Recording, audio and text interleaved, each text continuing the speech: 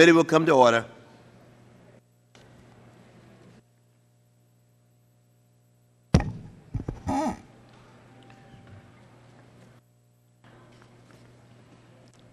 Good morning, and thank you for being here today.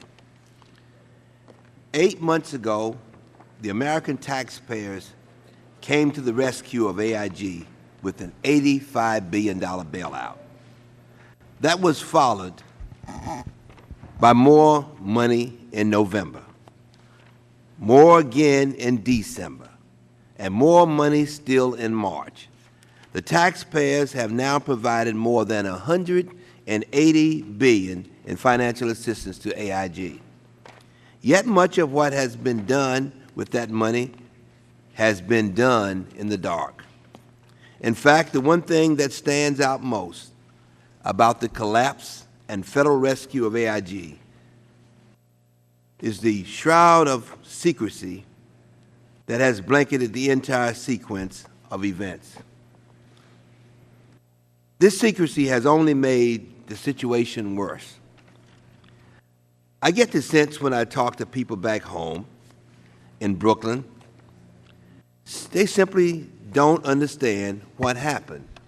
And let me point out, they don't like the idea that their tax dollars are being used to bail out a big business.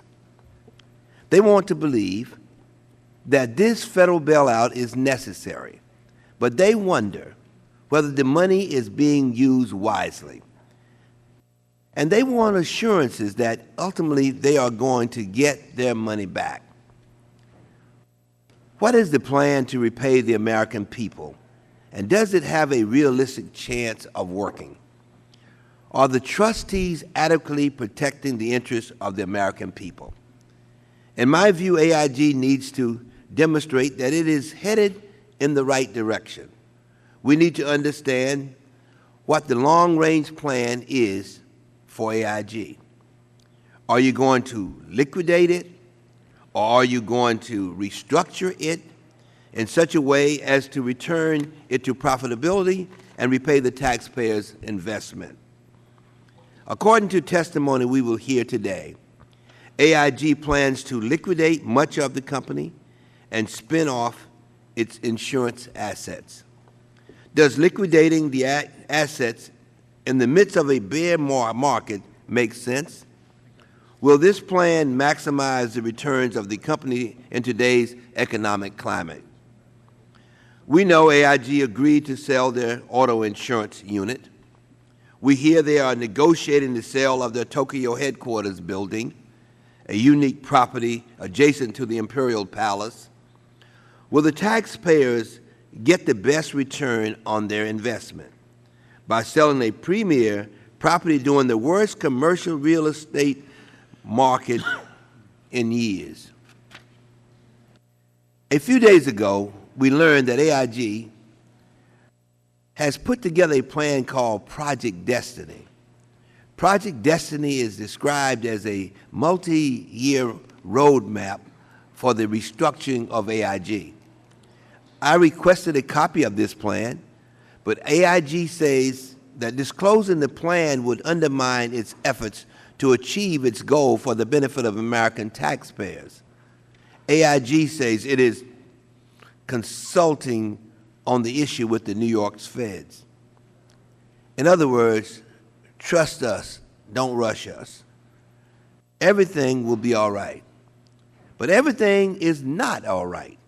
People in my district and throughout the country are hurting, yet AIG has spent millions of dollars on high-priced PR firms and big-time lawyers to attack its critics. AIG is paying PR executives as much as $600 an hour in taxpayer dollars. Clearly, AIG is making sure its lawyers and PR firms are watching its back. But who is watching the backs of the American people, the taxpayers? What should the American people think when millions of dollars in bonuses are paid to the very people who caused AIG's problems in the first place? Less than a week ago, the AIG trustees still felt it necessary to write to Mr. Liddy and urge him to get executive compensation under control. I am surprised and disappointed to see that AIG continues to argue for secrecy. In his testimony, Mr. Liddy seems to argue that criticism of AIG will somehow hurt the company. Again, we are hearing "trust us," but we are not willing to let $180 billion go on "trust us." We will question, we will inquire, we will verify, and we will not hesitate to probe every aspect of AIG's management and operations to protect the taxpayers' investment. It is our responsibility to ensure that those public monies are spent wisely, legally, and in the best interest of the American people. And we will continue to do just that. The question we are raising today should be easy enough to answer, but unfortunately AIG has failed to fully respond to straightforward requests for information. This cannot continue. As AIG moves forward, it has to know that Main Street is just as important as Wall Street. I'm looking forward to hearing today from Mr. Liddy and also the AIG trustees. On that note, I now yield to the ranking member, Congressman Issa from the state of California. Maybe Florida someday, Chairman. Thank you, Mr. Chairman, and thank you for facilitating this hearing today over the administration's management of $190 billion in bailout money. I think it's reasonable to say that most Americans, even Bill Gates, cannot break $190 billion down into a meaningful increment. So hopefully accurately, I divided the 300 million or so Americans into that and found it's about $633 for every man, woman, and child in this country, plus or minus the latest census. Mr. Chairman, I voted against these bailouts. However, I'm in the minority, so I have to accept the policies given to me until the American people get their chance to vote on a different policy. And I have an opportunity as the ranking member to demand transparency and accountability on behalf of the American people who have a right to know how their money is being spent. And Mr. Chairman, I want to thank you for being an equal partner in ensuring that we have that opportunity on a bipartisan basis in this important investigation. Ensuring transparency and accountability for the more than $190 billion of taxpayers' money injected into AIG is a key component of this committee's responsibilities. Just last week, we learned AIG paid $454 million in bonuses to its employees in 2008. Well, in March, we were told it was only $120 million. Well, I understand that there is confusion, and that may be that, in fact, the blame is based on different questions asked to different people in the process of getting the information.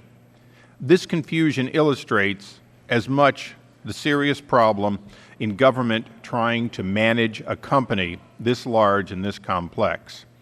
The continued lack of transparency in this administration's bailouts adventures, and I must admit, much like the previous administration, caused me to say, how dare we find out drip by drip by drip that our government has no ability to say how much money has been spent or on what. How much longer can the American people tolerate the lack of transparency? I am pleased that Mr. Liddy is here today, and I want to acknowledge that he did not create the problems at AIG, but instead has taken on the very difficult challenge of unwinding an incredibly complex company while facing tremendous scrutiny from the public and from those of us here in Congress.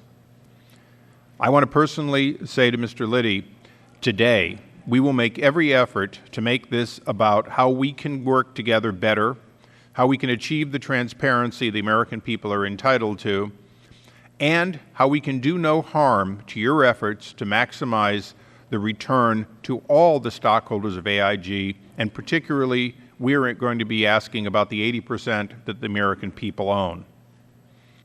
Mr. Chairman, President Obama has promised the American people unprecedented level of transparency and accountability, and I see our role on the committee as one of holding the President to that promise, and that includes understanding the role of the three powerful individuals who now head the AIG Trust, as designed by Treasury Secretary Geithner when he ran the New York Fed. I believe that this trust is inherently unconstitutional, unaccountable entity that manages the taxpayers' investments in AIG, not for the taxpayers, but in the name of the interest of the federal government, specifically the U.S. Treasury. It is important to remember, Mr. Chairman, that those two things are not one and the same. The U.S. Treasury is, in fact, not the same as the American people who have invested $633 for every man, woman, and child into this company.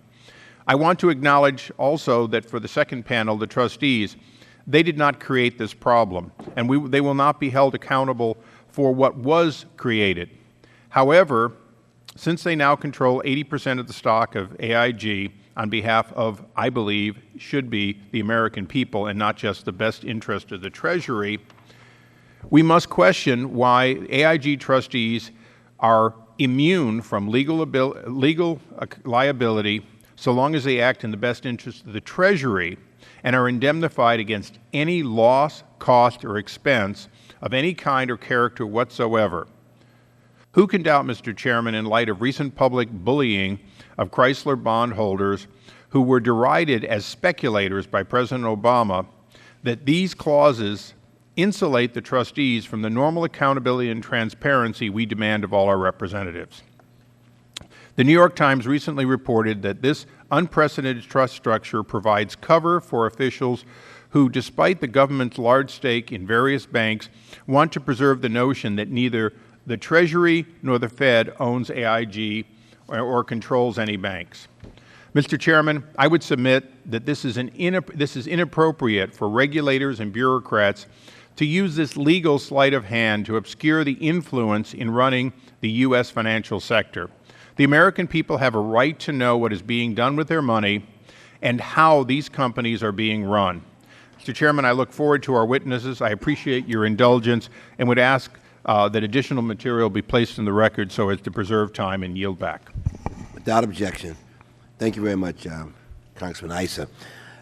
I now ask unanimous consent to leave the record open to members may submit their opening remarks and questions for the record, and we will leave the record open for that.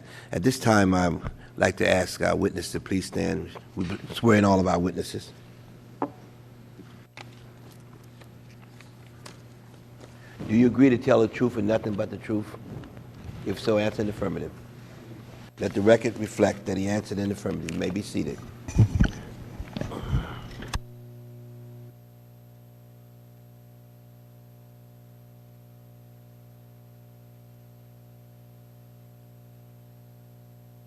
I'm sorry. We have the lights here. I'm sorry. And that, of course, we start out, it's on green, and then it goes to yellow, and then it's red.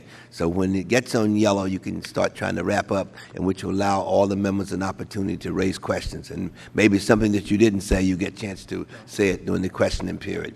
Okay? You may begin.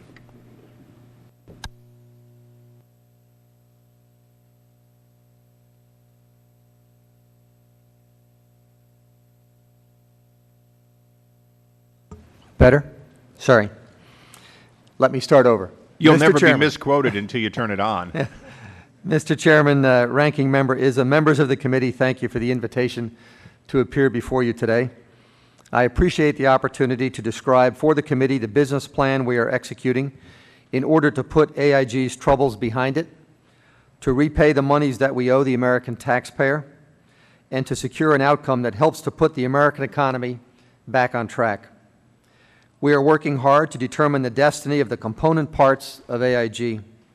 Our plan contemplates that AIG's best businesses will establish separate identities from the parent holding company. The parent company will become smaller.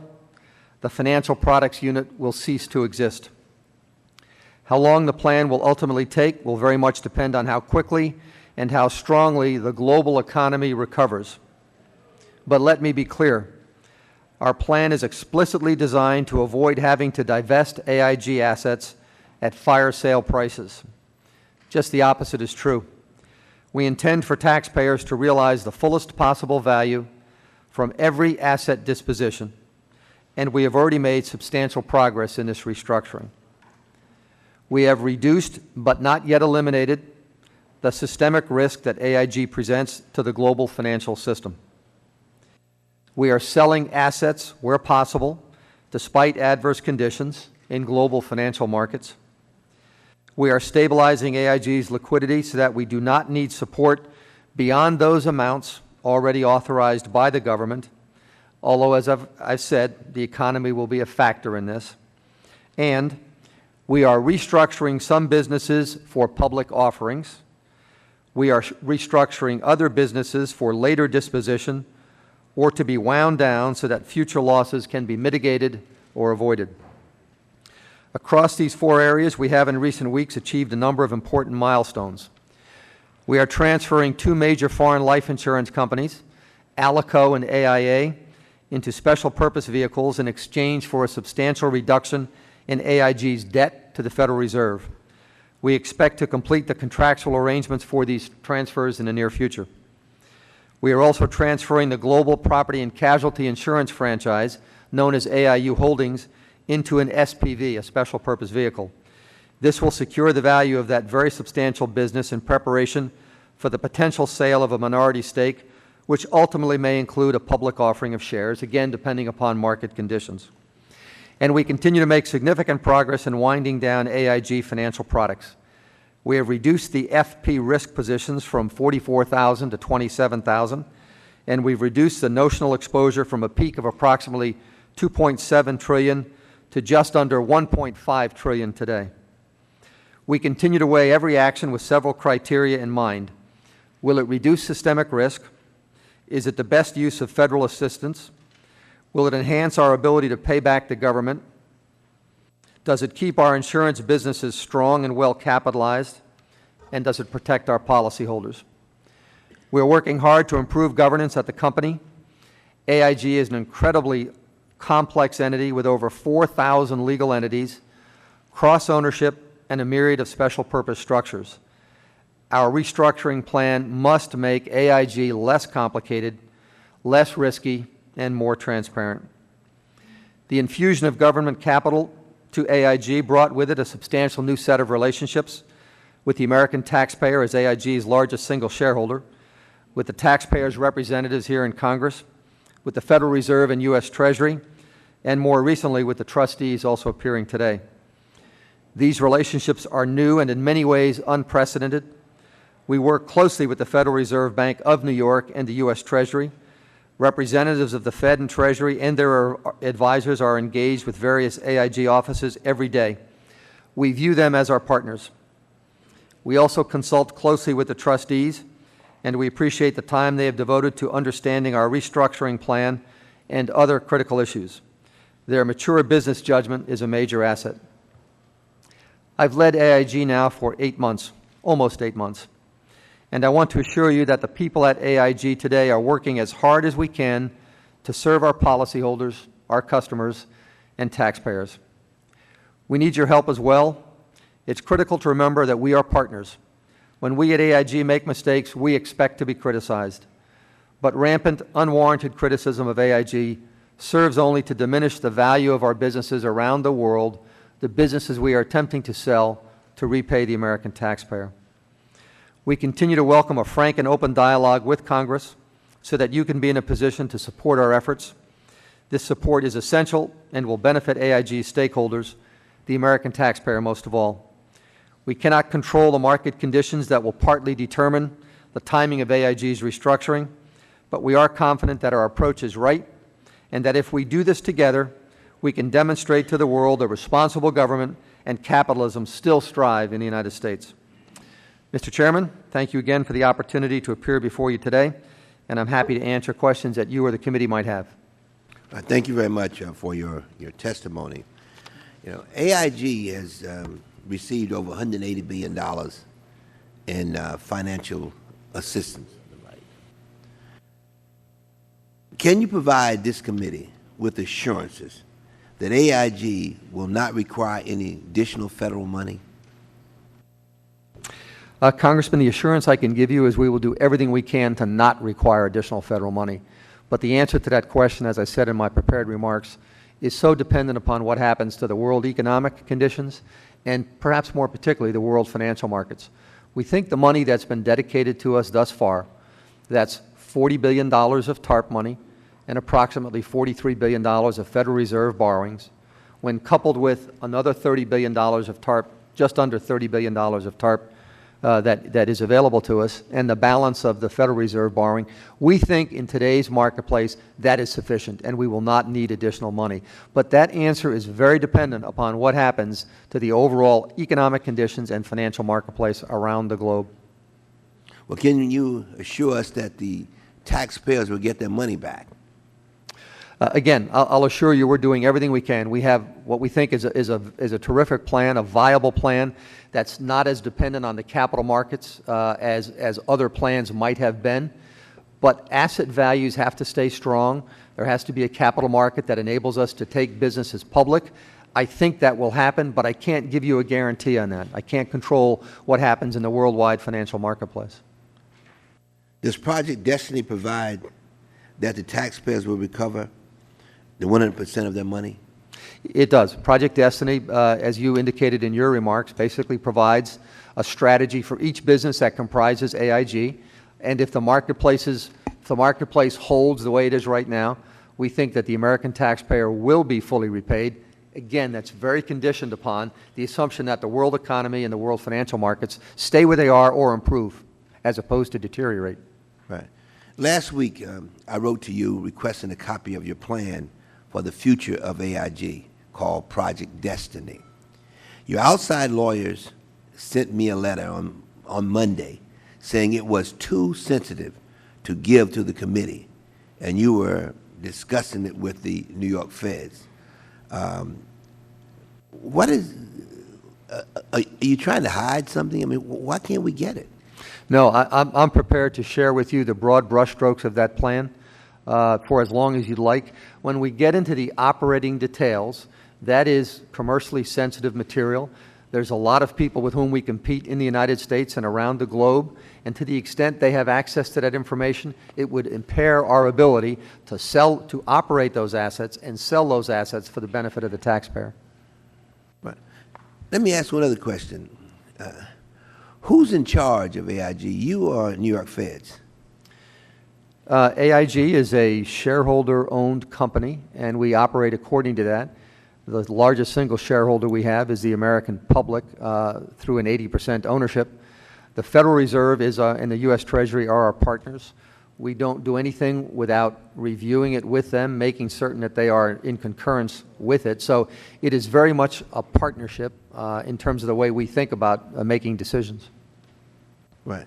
So let me, for the record, Mr. Liddy, I want your commitment that you will provide us a copy of Project Destiny by the close of the business day. I'll talk to my lawyers about it, sir. I want to provide you everything that you need to understand Project Destiny. But we're told, and the Federal Reserve has asked us to be very careful with what amount of detail we describe, because that information, as I said, could be very commercially sensitive in the hands of our competitors, and it could destroy our ability to pay back the American taxpayer. So if you will let me please consult with our attorneys about what we can do with that, we will work with you and your staff to provide you what is feasible as quickly as we can. Yeah. You know, that sort of goes to a comment was made by the ranking member.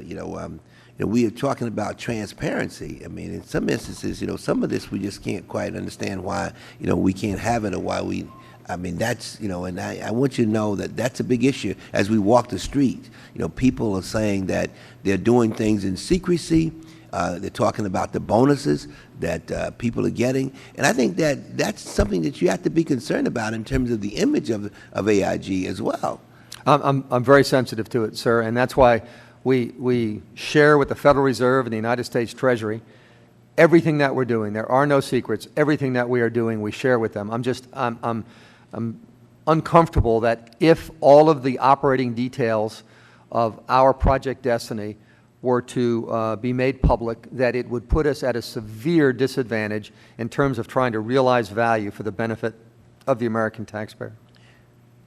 Do you honestly believe that you have a right to prevent Congress from reviewing how the taxpayers' money is being spent? No, as I said, I'm delighted. I will share as much of the overall broad brushstrokes as I possibly can, and I think that that will satisfy you. It's the operating details of that plan that I am more concerned about.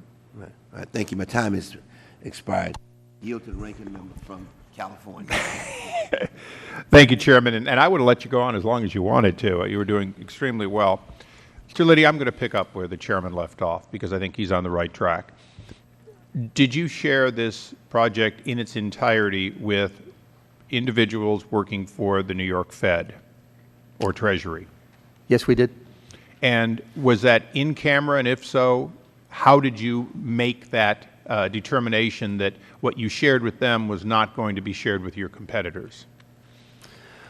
Well, the Federal Reserve is present at every one of our strategic discussions, at all of our board meetings and all of our committee meetings. No, I appreciate what you're saying, but let me move to the point. The point is, they're not stockholders. They're sitting as members of the board, members of your executive committee. They're operating your company in the sense that they're insiders. I sit on the board of a public company even today. I'm very familiar with the fact that what you're telling us you can't give us, and you did tell us you couldn't give it to us because you said you'd give us the broad brush, the overview. Basically, you said, I won't share with you what I'm sharing with the Treasury. I'm going to ask you in a different way. I know you're going to talk to your lawyers, and Mr. Boggs back there is about the best in town, so maybe you just reach over your shoulder when you get a chance. Will you, given the same protections from disclosure to your competitors, make available to Congress the information? I understand the information is insider information, and people who have access to it need to understand they can't trade in the stock, they can't do other investments. Given those assurances, will you make that available to designated people from Congress? Congressman, I will talk to my lawyer. Tommy's shaking his head no. So at some point in time, so, and he'll tell me what we okay. can and cannot do and what we should and should not do. So, Mr. Chairman, can we suspend for a moment to give him a chance to talk to counsel? Be delighted to do so. Thank you.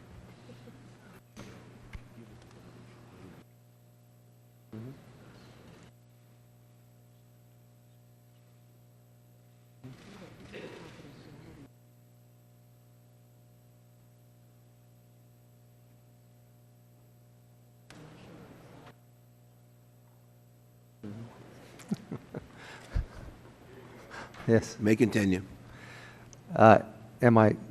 Congressman, there is commercially sensitive material in there. My attorney advises me we will work with you to provide everything that we possibly can. The material that goes to the Fed or Treasury goes pursuant to a confidentiality agreement. And what we are concerned about is if it goes to Congress, does it give free access to our competitors? If we can find a solution to that, and I appreciate that, so I'll rephrase the question for counsel. Assuming that we provide for in-camera, for lack of a better term, review by individuals who have signed on to the confidentiality agreement, a limited amount, not Congress as a whole, are you prepared to turn over to this committee's designated people for their evaluation? And we would presume that we'll probably have knowledgeable people outside yes. this. The answer is yes? Yes. Again, exactly the way you worded it, as long as we can get assurances that it doesn't go beyond that group. Okay, well, the Chairman and I, I'm sure, will work together to find a way to make that happen, because it is important that this branch of government have the same transparency as the other branch of government currently has on your government-owned entity. Mm-hmm. Let me just go through one or two more quick things. If I read the arithmetic roughly right, 80% of your company was bought for $40 billion by converting preferred to common. Is that roughly right? Yes, except then another $30 billion, or just under $30 billion, is available if we need it. So you need to decide whether you want to include that in the calculation or not. But that would further dilute the stock. Well, it would keep the ownership at 80%. Okay, so you don't go above the 79.9. Okay, so getting to market, if we will, what is the current value of your stock as an enterprise, your market cap? It would be approximately $5 to $6 billion. So we spent $40 billion, agreed to spend $70 billion to buy $5 billion. Well, it's $5 billion plus what it can be worth at the end if the Project Destiny execution goes well and the marketplace cooperates. But you're a publicly traded company, so you're worth what you're worth on a given day. You're classic mark-to-market justification. You're worth $5 billion today. If I went into the market to buy, I wouldn't have to pay $30 billion to get no more. I wouldn't have to pay $70 billion to get 79%. I would pay a fraction of that if I bought into the other side of the equation. Is that right? Yes, the company is worth, as you say, the company is worth about $5 to $6 billion. Okay. Additionally, and it's the last point I'll make on the finances, the government lowered your rate to LIBOR plus 1 roughly, or no, LIBOR plus 3. You're 3.5%, 4% cost of money on a big part of what the government's loaned you. Is that right? Yes. So the government is making money because we borrow for less than that, but that's commercially, what, less than half of what you would normally, in your financial condition, borrow at. Is that right? Yes, I don't know whether half is the right number, but it's substantially less than what the rate would be if we were trying to borrow on our own. BB&T's preferreds now are trading at par at 9%. So, you know, you're getting about half that. Yes, so the government is not less. losing money on the loan, but in fact you're getting a preferential treatment, which hopefully comes back in the stock. Correct. Okay, Mr. Chairman, I hope we have a second round, but I beg your We will. Thank we you will for have a the second round. indulgence. We will. I yield to the gentleman from Pennsylvania, Mr. Konjorski. Thank you, Mr. Chairman. Good morning, Mr. Lee. Good morning. Since you last appeared before Congress, and that was several months ago, at that time you had indicated that when you took command of AIG, it had counterparty obligations of approximately $2.7 trillion, and that you would reduce that to approximately $1.7 trillion at the last time you testified. Could you give us any indication where that exposure is today?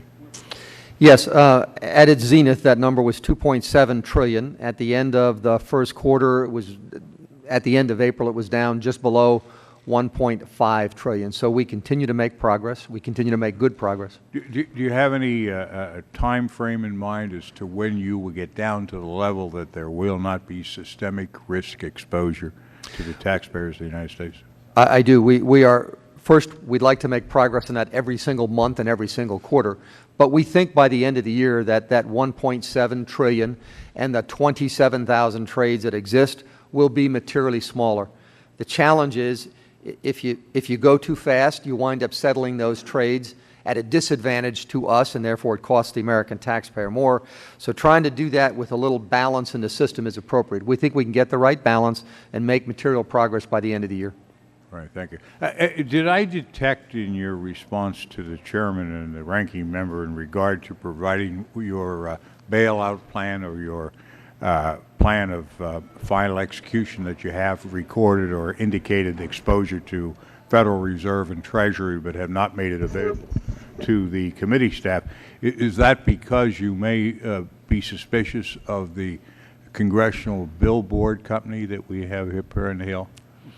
No, it reflects really just my concern that if that information gets out and gets in the hands of our competitors and it tells them what our roadmap is to resolve AIG's difficulties, that they will use it against us and it will make it even harder to achieve the success that we want to achieve. It's as simple as that. I'm not criticizing your judgment. No, I got it. The humor of my chairman and the ranking member. The one thing I'm interested in, you can be very helpful to us. You know, I'm involved in another committee, and we're writing and deciding on what we're going to do with the insurance industry. And when you analyze AIG, you recognize, for all intents and purposes, it was a wonderful and very successful insurance company, except it had some people call rogue organizations or offshore organizations, the London Group, the financial products division of AIG in London. They were really the organization that, in getting involved in taking positions as counterparties, that they made the great opportunity of risk and weren't the best purchaser of those documents or situations. Now, that was not regulated, I take it, very stringently by your New York State regulators. Is that correct? the financial products business was not regulated by any of the insurance regulators because it wasn't an insurance subsidiary. It was regulated by the OTS. Okay. Now, is OTS have a history or real experience with regulating that type of offshore operation to high success in your estimation? I think not. I think the last time I was before Congress, I was part of a panel that included the interim director of the OTS, and I think he said as much. They simply lacked the capacity and the ability to adequately supervise businesses that were in Wilton, Connecticut, London, Paris, Tokyo, what have you, dealing in these very complicated financial instruments. After 9 months now, that's a short period of time, relatively speaking, to get the total lay of the land or to understand the culture.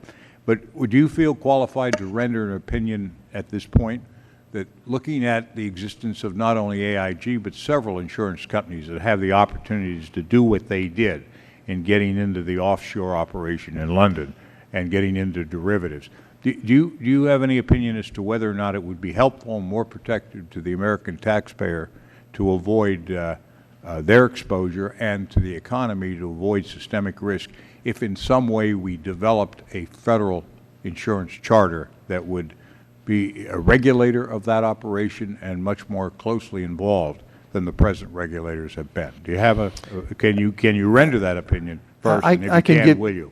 I can give you some preliminary thoughts. I don't know if it's a federal insurance regulator as much as there needs to be someone who looks at systemic risk across large organizations. So in my judgment, AIG should have been the great insurance company it was, and it should have stuck to that knitting. It should not have gone off into the financial products world. Once it did, I think it would have been helpful if there was an overseer or a regulator. Once a company gets to a certain size or engages in certain kinds of products, that company ought to be subject to some broad brushstroke regulation, which I think right now does not exist.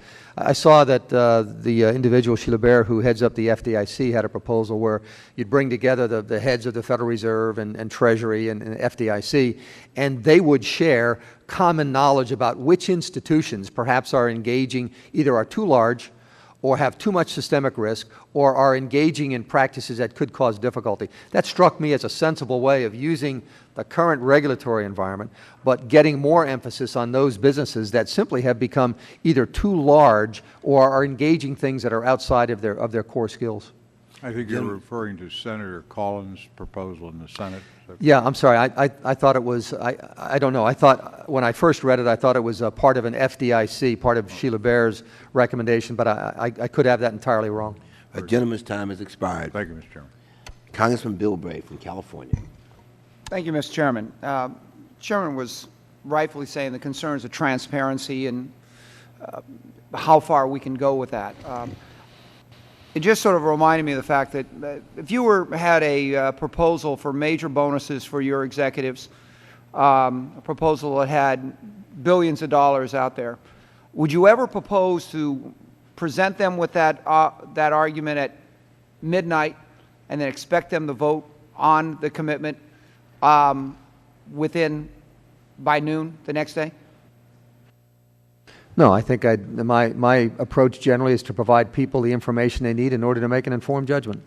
Would you think that the 12 hours for a 1,000-page proposal would be appropriate time for consideration? Well, as I said, I want to work with the Congress. I want to work with what you've asked for. I just want to make sure that I protect the interests of the American taxpayer at the back end of this process. Okay, I just pointed out, frankly, is that the representatives of the taxpayers, we were actually asked by our Chief Administrative Officer of Congress to ask us to vote to make that kind of commitment within that short a period of time, where I don't think any executive for any company would ask their board of directors to do that, but we were asked to do that, and that's when all hell broke loose, when they realized there was a whole lot in that proposal that wasn't there. I understand. This issue of hyperinflation coming down the pike is something we haven't talked about. And I just want to sort of get reassured that with all the hyper spending that we're seeing the federal government do in the last few months, and the projections we're going to continue to do it, most economists feel there's a great threat that we'll go into hyperinflation. If hyperinflation kicks in, what is the results on our payback? Now, I assume that we will not be going dollar for dollar. It'll be value to some degree, but will it be dollar to dollar? And will hyperinflation then reduce the net value of what we're paid back to the Treasury? It's a great question. It's a very difficult one to answer because hyperinflation would be accompanied by a lot of other factors. So you'd have to kind of go through a string of events. What would hyperinflation unleash? You know, if you own real assets, fixed assets in a hyperinflationary period, that can be a good thing because the value of those goes up, but there's nobody around that has any money in order to buy it. So you'd really have to step back and look at it. You know, our plan takes anywhere from 3 to 5 years to fully unfold, given current market conditions. How quickly a hyperinflation scenario, if it were to occur, how quickly it would occur, don't know. So we could be well down the path towards realizing the repayment of the American taxpayer before any hyperinflationary situation were to occur.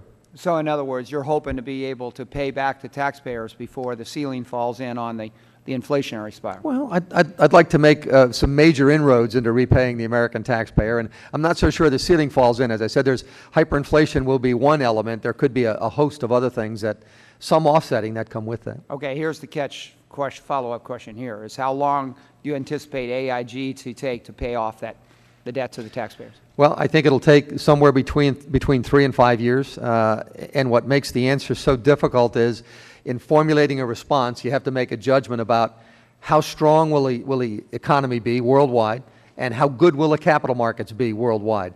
If they stay about where they are or get better, it's that 3 to 5 year time frame. If they were to get worse, it could get elongated.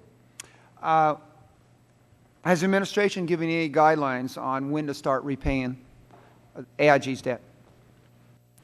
They have not given us any guidelines. We work with the Federal Reserve. Anytime we use any of the dollars that have been allocated to us, we have to get a waiver from the Federal Reserve. It's our intent to try to start repaying that as quickly as possible. As I mentioned in my oral testimony, we want to take some of our largest assets, put them in a special purpose vehicle. When we do that, the amount of debt that we've borrowed from the Federal Reserve will be reduced proportionately. So we could do that in a matter of months, assuming we can get all of the regulatory approvals for these special purpose vehicles done in that time frame. To what extent has the Federal Reserve officials been involved in the strategy of how to pay back this? They've been very involved in it. As I said, I treat them as a full partner. We don't do anything without getting them involved. So they're involved in day-to-day decisions involved here, or is it just general policy? No, I wouldn't say day-to-day decisions. I would say more strategy and policy. Sometimes it's hard to tell when you move from strategy to a policy to a decision. But we don't want them to be caught off guard by anything that we're working on. Okay, thank you very much. Thank you, Mr. Chairman. I yield back. Thank you very much. Gentleman's time has expired. Congressman Cummings from Maryland. Thank you very much, Mr. Chairman. Ms. Liddy, good morning. Good morning. Ms. Liddy, first of all, I want to thank you for your comments about being concerned about the taxpayers.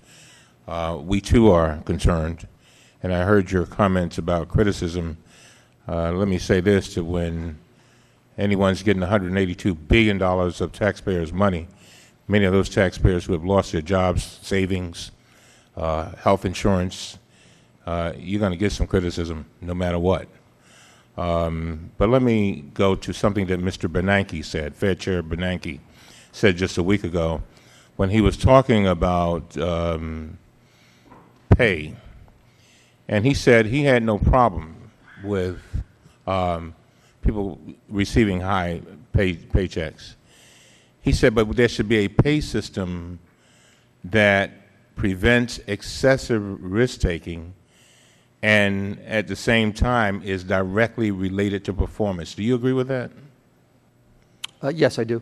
And and I know that you have come under, AIG has come under criticism for these retention payments and the bonuses and whatever. What is being done consistent with Bernanke's statement that I just quoted to address that issue, if anything? It's a great question, Congressman. I would say the most important thing we can do is not allow a situation like AIG FP to ever get started again. So in AIG FP, the participants in that business generally got 30 to 35% of the profits. That can encourage some risk-taking that simply is out of bounds. So the winding down of FP and the comp programs we have in place up there right now are not nearly as lucrative.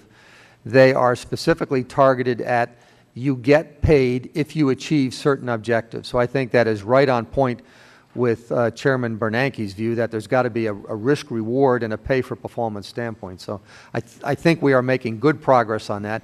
In the basic insurance operations at AIG, we've almost all had that. You know, that is much more traditional looking in terms of the leverage that there is on a bonus plan, how much of a relationship there is between a base salary and a performance-based bonus, and they are very performance-based. So in most areas of AIG, I think we are in pretty good shape. It was more in the AIG FP area where I think the compensation systems got out of bounds. So let me make sure I understand. Now, we had it in more, we had bonuses and retention payments, I think, in more than just FP, right?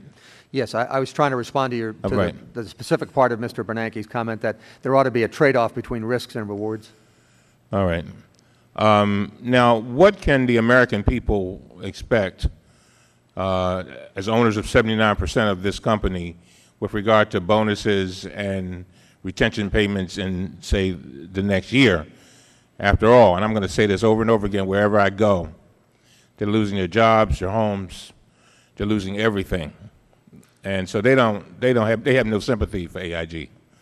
So I'm just wondering, what can you tell them? They're watching you about, you know, what they can expect to see as they're seeing the foreclosure signs go up in front of their houses. What do they expect to see in the New York Times and the Washington Post about bonuses and retention payments at AIG? Specifically with retention payments, we are trying to recast as many of those as we can to make them performance-based so that you have to earn them, not simply stay for a certain period of time. As I am told, there are Treasury regulations which will be forthcoming that will be very specific about how much you can pay, what base salaries are, what bonuses can be, how those bonuses can be paid. As soon as we get that material, we will revise our comp systems to be in 100% compliance with those regulations. Last question. Did AIG write swaps on any debt held by creditors to General Motors or Chrysler? And if so, what can you tell me about those swaps? I don't know. I saw that question someplace, and I just don't have any information on it. It is a very important question. I'd be delighted to get the information and How soon do you think we can get it? We'll do it as quickly as we can, sir. Yeah, we want to look into that very carefully.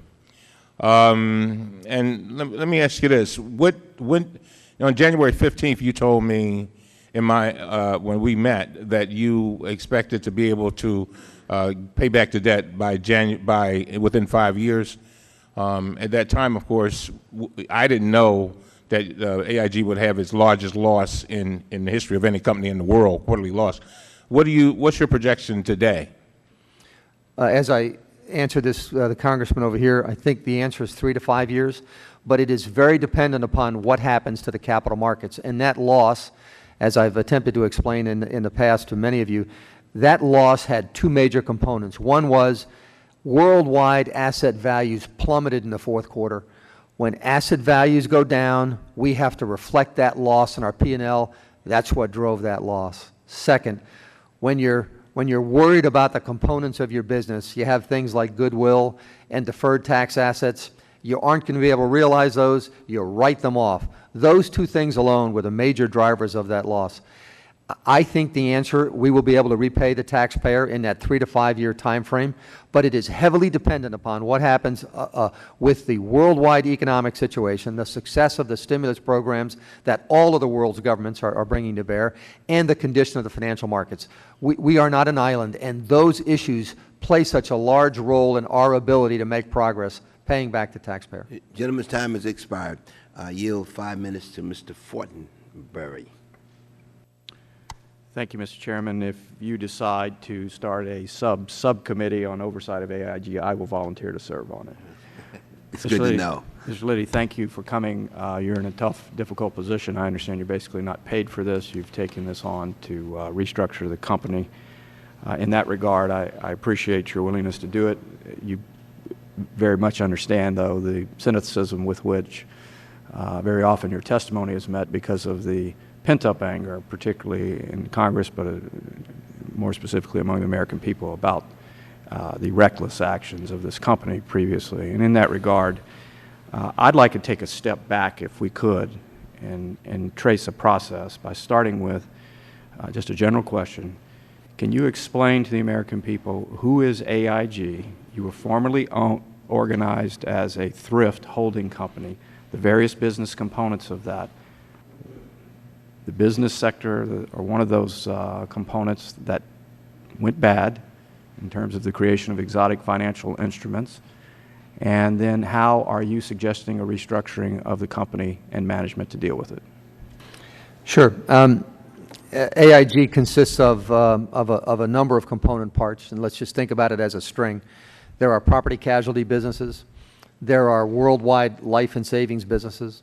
There are domestic life and savings businesses. There's a couple of large businesses like international lease finance. I think we own more airplanes than any other entity in the world. And in that general area, there's also the AIG financial products. So most of what I've tried to describe very briefly just now is it's an insurance company, with a few exceptions. One of those large exceptions was, starting in about 1987 or so, AIG got into a non-insurance business called AIG Financial Products, FP for short. And that's where we wrote very sophisticated derivatives, credit default swaps, hedges, and things of that nature. The credit default swaps generally performed well until the complete liquidity collapse that occurred in '07. Many of the credit default swaps, the multi-sector credit default swaps that were written by AIG, were tied to the housing market. When the housing market collapsed, those credit default swaps called for the posting of collateral. We had to keep ensuring the value of those instruments, and we ran into a severe liquidity squeeze. That's when the Federal Reserve and the United States Treasury came forward, and the first rescue package was essentially a loan of up to $85 billion extended to us by the Federal Reserve. While that solved one problem, it created another problem because we didn't have enough equity to support the $85 billion, so that then was subsequently redone to include a balance of equity from TARP and debt from the Federal Reserve. You stated that the default swaps performed well. However, the reserves underlying the risk to manage those default swaps were clearly not there, which begs the earlier question about the overall structure in which AIG was operating under, a thrift holding company, and the lack of regulatory oversight there. Yeah, as you know, Congressman, I was not there. I've been at the helm for 8 months, and so my time and energy is focused on today and tomorrow and less on yesterday. What I do appreciate after being on the job for almost 8 months is I don't think the financial products business belonged attached to AIG in any way, shape, or form. And so when Congressman Kanjorski asked me the question about oversight, I think there needs to be substantially greater oversight of financial institutions. Maybe we can do that within the existing regulators to make sure that those that are either very large or pose systemic risk really get monitored on a regular basis so you can't have this kind of event occur again. Let's quickly move to an issue of the bonuses. We were told earlier it was $120 million in 2008. New information has come out that it is $450 million. Why the discrepancy? We apologize for any confusion. We are asked so many questions on bonuses, and each person wants it sliced a slightly different way. The first question we were asked was corporate bonuses. To us, that means bonuses paid at the corporate center or paid from the corporation. That was the $121 million. We were then asked a separate question, a subsequent question, well, how many bonuses were paid corporate-wide, anywhere in the company, worldwide, in Japan, in South America, whatever? That's a different question, and that's the larger number. So we're trying to slice the information in accordance with each individual request that we get. We get them from Congress, we get them from the Senate, we get them from regulators and from the Fed and Treasury. We're being as cooperative as we can. Sometimes we're drowning in requests. Back to the earlier question about your plans for management restructuring. For management restructuring, we divided the business into 3 categories, the 3 largest and most valuable businesses that we have.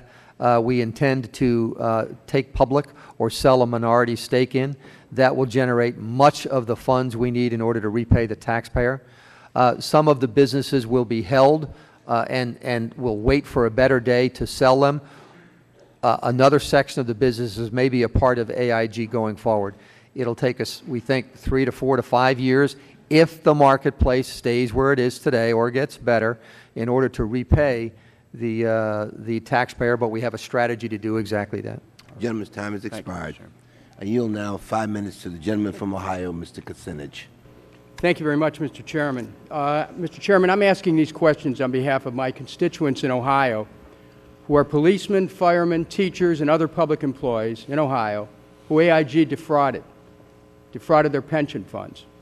These are people who protect our neighborhoods, teach our children, dedicate themselves to public service, and AIG cheated them out of $96 million. Now, AIG has admitted on multiple occasions through guilty pleas and restatements of 24 transactions that the company defrauded investors and lied to regulators. My question to Mr. Liddy: does your business plan include settlement of lawsuits against AIG for bid rigging, accounting fraud, and market manipulation of AIG stock prices? We know that you paid $800 million settlement to the SEC and $375 million to the New York Attorney General. And if it does include it, why, after receiving $85 billion on September 16, 2008, and after you assuming the duties of CEO of AIG on September 18, 2008, why is it that AIG has cut off communications with representatives of a class action, which includes police, fire, teachers, and other public employees in Ohio whose pension funds AIG defrauded? And how can you tell this committee that those 8 months which have passed, which are contemporaneous with you becoming CEO, that you did not direct AIG to basically stall and continue the defrauding of these public employees in Ohio? Mr. Liddy. Congressman, I'm sorry, I just am not familiar with all the particulars of the particular suit that you have just referenced. Let me help you. On March the 26th, you sat in front of a Financial Services Committee, and this issue was asked. I want the members of this committee to follow this now. You were asked about this before. You told the committee you'll look into it. Do everything you can to make sure it gets resolved. Now, you said you would do everything on March 26th. This is after people had already been waiting for months to hear whether their pensions were going to be secure. Can you name one thing, just name one thing that you've done to get this matter resolved with respect to the defrauding of policemen, firemen, teachers, and public employees in the state of Ohio defrauding their pension fund? Can you name one thing that you, as the CEO, have done about this? Anything involving legal settlements or legal challenges, I depend upon our very substantial legal department to resolve. I believe that they have been in either negotiation or contacts. I don't know. We will meet with you. I will personally meet with you to make sure that we advance the situation. That's fine. I want the committee to be aware of this. AIG repaid counterparties 1-to-1. Counterparties in England, in Germany, in France. Dollar for dollar, you repaid them. But when it comes to police and fire and teachers in Ohio, zero for the dollars they invested. This is during your watch. You can't say this is about some other CEO. This is not acceptable, Mr. Liddy. You cannot get $182 billion, as my friend Mr. Cummings pointed out, and then say, well, we want to be spared criticism. Yes, this is criticism. AIG cheated police, fire, teachers, and public employees in Ohio out of $96 million. That may not seem like a lot of money to a firm that's used to dealing in trillions. but you cheated people who save lives, who teach our children, and I want to know right now what you're going to do about it. What are you going to do about this? As I said, we will meet. I'll meet with you right after this meeting if you'd like, and we can begin to understand exactly where we are. I just don't have the information on it. All of the things that you've mentioned, I'm very sensitive to them. They did all occur before my watch, but I'm prepared to take responsibility to decide whether they should be resolved, and if so, how. Well, you know, we know that two other parties have already been settled in the class action case, Price Waterhouse and General Reinsurance Corp. Do you just feel that when it comes to public employees, you can roll them, you can just dismiss them? Is this your attitude? You haven't resolved this, Mr. Liddy, on your watch. We will work with you and do everything we can to get it resolved, Mr. Liddy, I'm the chairman of the subcommittee on domestic policy. And until this matter is resolved, you are going to keep getting called in front of Congress to explain why it's okay for AIG to cheat police, firemen, teachers, and public employees. I'm not going to let you go, Mr. Liddy. And I'll talk to you after the meeting, but you're not going to roll this member, guaranteed. Yes, I'm not. We'll get together after the meeting. We'll do everything we can to make sure that we resolve it. You said that on March 26th. I have your quote. Not good, Mr. Liddy. God bless you. Thanks for being here. But there's a moment here of truth, and you are going to have to remember these police, fire, and teachers. Mr. Chairman, I came to this Congress not to represent these people on Wall Street who have been shafting the American people. I came here to represent my constituents, and that's who I'm speaking on behalf of right now. Not going to let you go. Not going to let you get away with it. Thank you. Thank you, and the gentleman's time has expired. Gentleman from North Carolina, Mr. McHenry. Thank you, Mr. 5 Chairman. minutes. Thank you, Mr. Chairman. Mr. Liddy, thank you for coming back before Congress. I know this is one of the more joyful days of your life. When did you receive the honor of being CEO of AIG? When did I? Yes. Middle of September. September 18th, I think, was the date. September 18th. Okay. And in the whole run-up, there's a Washington Post story today, which I'm sure you caught, this morning about AIG, entitled "Officials Knew of AIG Bonuses Month Before Firestorm." Now, I just want to touch on this. I don't want to you've received enough in the way of questions on this, and I think you've answered everything to the fullest extent you could, but documents show that senior officials at the Federal Reserve Bank of New York received details about the bonuses more than 5 months before the firestorm erupted and were deeply engaged with AIG as well as outside lawyers, auditors, and public relations firms about the potential controversy. But the New York Fed did not raise the alarm with the Obama administration until the end of February. So, interestingly enough, so the New York Fed was very engaged and well informed on this matter long before it came to public light. Is that true? Yes, the AIG FP bonuses were a topic of great consideration starting in about the end of October or beginning of November. Was the chairman of the Federal Reserve of the Bank of New York informed of these bonuses? I can't answer that. We Did you deal have with a conversation with the chairman of the Federal Reserve of the Bank of New York? No, I did not. I don't think so. In the fall, you never had a discussion with? The conversations, as I remember them, would have been more with the people that we interface with at the Federal Reserve on a regular basis. But that would not, if you mean by chairman, if you mean Chairman Bernanke, no, there would have been no conversation with him.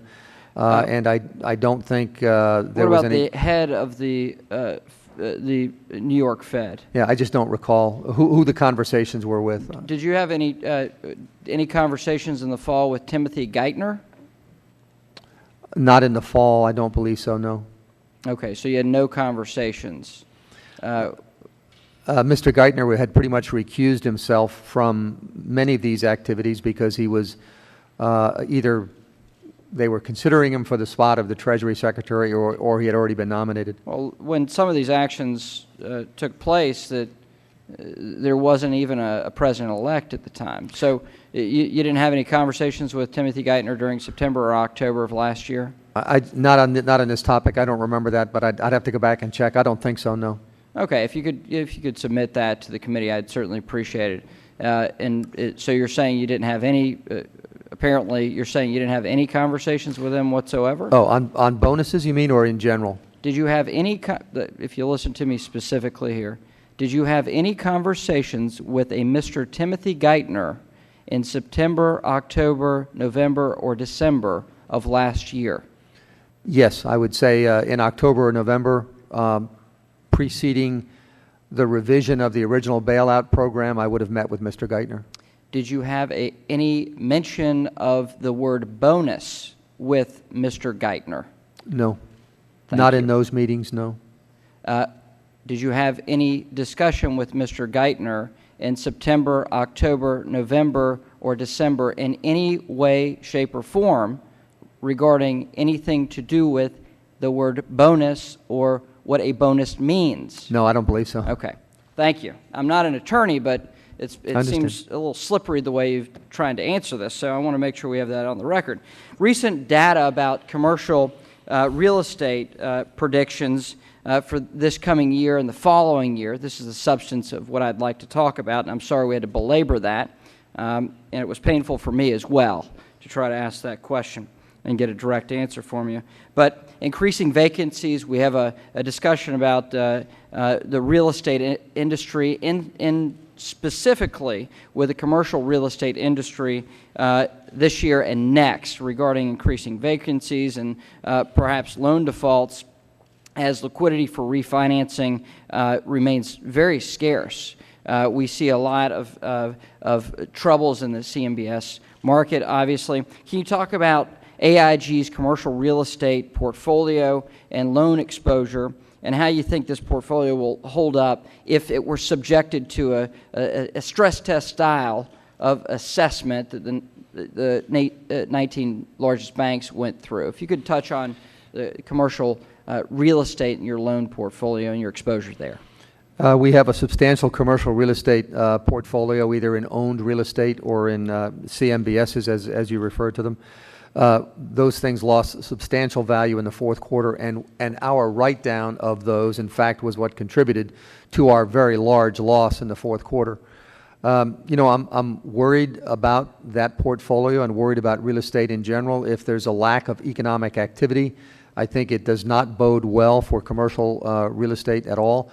If the stimulus money that's being brought to bear on our economic travails does in fact work, then I think we could work our way out of that. I don't have a sense of what that timing would be. But I think commercial mortgages and CMBSs in general, which a lot of insurers invest in because they're long-dated liabilities that match long-dated assets that match their long-dated liabilities, I think that those asset classes could be under some stress for a while. Gentleman's time has expired. I yield 5 minutes to the gentleman from Massachusetts, Congressman Turney. Thank you, Mr. Chairman. Thank you, Mr. Liddy, for being here with us today. Let me ask you, about November of 2008, the Federal Reserve Bank of New York established Maiden Lane III financing agency. And correct me if I'm wrong, it was that agency that provided the money for AIG to then go out and purchase some of the underlying subprime securities? Yes. About $27 billion, a little more than $27 billion. Yes. Now, you did that and then you canceled the contracts that you had with those counterparties, am I right? Yes. Okay. Would you provide copies of those contracts to this committee? The Federal Reserve would have to do that because the Federal Reserve did that. So let me just explain. While we were the counterparty, we would fight tooth and nail with them. Once the Federal Reserve decided that we would put money into a financing entity, a special purpose vehicle, then the Federal Reserve took over the responsibility for the negotiation of those settlements and the cancellation of the contracts. They would have to provide those. So they kind of took them all. All right, thank you. The special purpose entity, explain to me how that was structured. AIG put in the equity. AIG sold the assets, the underlying assets, at some cents on the dollar. I don't remember the exact number, 45 or 50 or 50. To raise the equity? No, the equity came from money that the U.S. Treasury had provided us. But then we sold the assets, and the sale of those assets went into Maiden Lane III. So I'm just trying to learn here. So the sale of the assets were the subprime instruments? It was the underlying assets that were valued at, as I said, 45 or 50 cents on the dollar. The Federal Reserve then bought them, and that money went into the funding of Maiden Lane III. Right. the reports are that you paid full value for the subprime securities. Is that accurate? Again, the Federal Reserve did that. They paid full value. value Yeah, the Federal for it. Reserve did that. In fact, we don't even know what they did because we were out of that process. Okay. Before that all happened, AIG had been having serious collateral disputes with Goldman Sachs over certain values involved in their portfolios, correct? Oh, it was any counterparty, not just Goldman Sachs. It was any counterparty. It gets to the root of mark to market. You and I can look at the same set of facts, and you can think it has one value. I could think it has another. I guess, Mr. Chairman, we would need to go and get those contracts from the Fed. The question here, Mr. Liddy, obviously is why we paid full value when there were legitimate disputes as to the value on that, why we didn't negotiate a better arrangement on that. And you're telling us that it's the Fed we should speak to, not you, because you weren't involved in that. Yes, we were asked to step aside once those financing vehicles were set up, and I believe the Federal Reserve had the responsibility for those. Okay. Now, Mr. Kanjorski asked you a question about regulation going forward, and you answered on that. Why wouldn't we favor some sort of a regulatory system that disallowed entities like this from getting too large and too diverse, as opposed to just having somebody oversee them and sort of watch over them? Why would we go back to something on the nature of Glass-Steagall or that type of operation where we just simply say you can't get that diverse and that large? Do you want to comment on that? You know, I would. I'm not so sure it's the issue of large. It's a matter of breadth. So if you're in one product line and you're really muscular in it and you're very good at it and you know it, that's one thing. But if you're in 20 different product lines and that's the definition of large, that seems to me to have a different level of risk. So I think it's probably the center point for a debate that ought to occur. I just don't think a situation where an AIG, really a premier insurance company, should have a financial products business attached to it. Thank you for that. You had another $43.7 billion between September of 2008 and December of 2008 that was from the public that you used to satisfy financial counterparties with respect to the securities lending operations of AIG. Were there any negotiations involved in those payments, or were they contractually obligated for the amount that you paid? No, that's a whole different situation. It's where we have to pay $1 back to somebody who's got our assets. If we want our assets back, we got to give them $1. But the investments we had invested our $1 in had declined, so it's a much different situation than a credit default swap. All right. Would you be able to make those contracts available? I assume if I will ask our general counsel, and I'm always worried about who's on the other end, and did we sign a confidentiality agreement that we won't make anything available. If you'll give us the time to research whether we can do that, we'll come right back to you. We'll do that. Thank you. Yield back, Mr. Chairman. Thank you very much. Gentleman yields. Gentleman from Arizona, Congressman Flake. Thank you, Mr. Chairman. Sir Liddy, can you tell us what the administration's plans are moving forward with AIG? I cannot. I don't have any idea. I know what my I think I know what my marching orders are, and that is to run the company as well as we can, and in a way that is responsible. It gives us a chance to pay back the American taxpayer, preserves the jobs, and that's what we're trying to do. Well, great. I didn't think you could answer that question. I just asked that to point out that the minority has asked for an administration witness for quite a while. It would be helpful to know what the administration has planned, but we're unable to ascertain that. And I appreciate that's not your job to answer that question, but it's just difficult from our side if we don't know what the administration has planned. And I hope that we have some hearings coming up where we can find that out.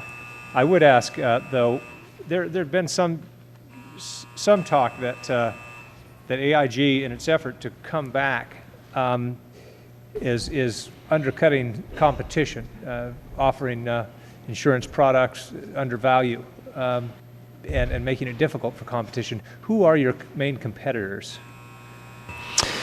Domestically, ACE. Well, let me just ACE, Zurich, AXA, Allianz, Travelers. I would also say that a number of organizations have looked at that issue. The GAO looked at it, and they commented on it the last time I was here before Congress. The Federal Reserve has commissioned its own study of that, and we found we just don't do that. We don't put the federal money into the property casualty businesses and then use that as a competitive advantage. And I think any analysis that's been done would support that.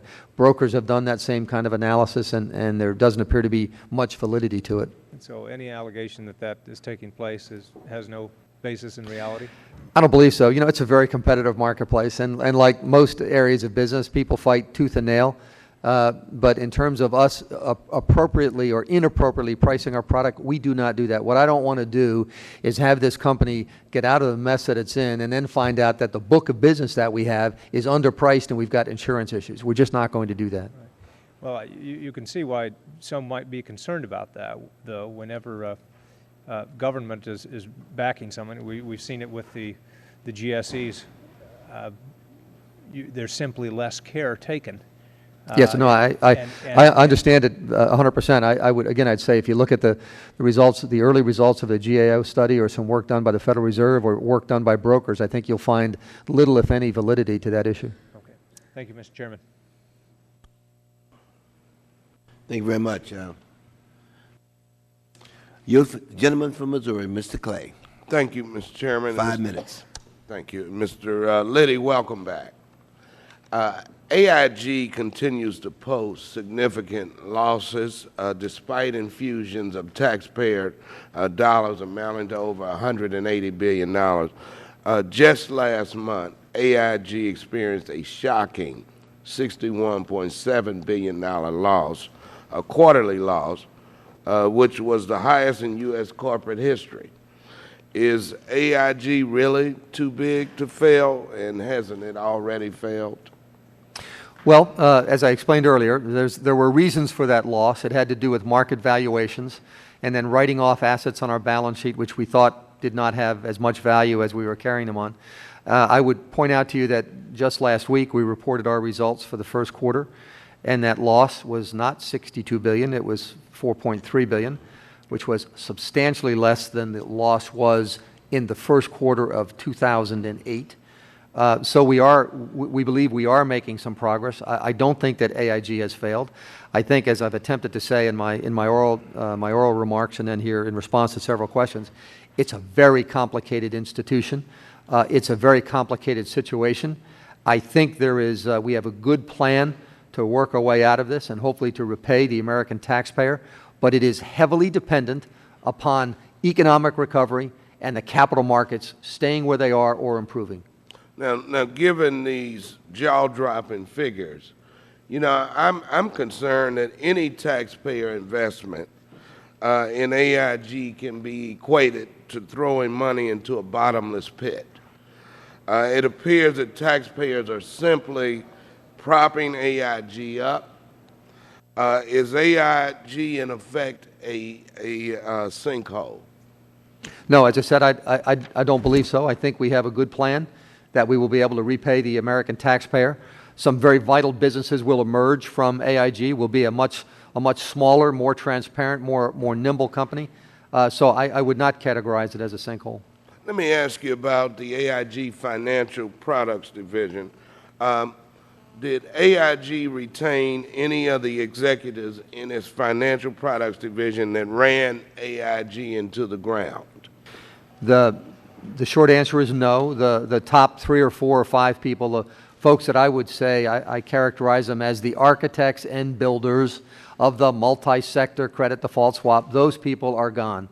Do we have people who did credit analysis or trade on securities? Yes, but they weren't the architects and builders and engineers of that program. So you are not working with a completely new team at the Financial Products Division? We're working with a completely new leadership team. Many of the folks who are executing on those contracts are the same, but they're executing under different standards and different leadership and different requirements. You know, all of the losses that we've talked about today have occurred under your watch as CEO. Tell the committee what exactly you are doing today that is so different from what you have done in the past few months so that you will better protect taxpayers' investment in AIG and ensure a return on their investment. Well, we are trying very hard and I think making good progress to wind down the AIG financial products, which posed the systemic risk that we represented to the U.S. financial system. And we've made good progress on it. If asset values continue to go down, we could continue to record losses. Hopefully that does not occur. Thank you for your answers, Mr. Chairman. I yield back. Thank you very much. As you know, we have votes on the floor, and what I'd like to do is to recess until 12:15 and return. And of course, would give us enough time to have the 3 votes, plus get a drink of water. So we will recess until 12:15.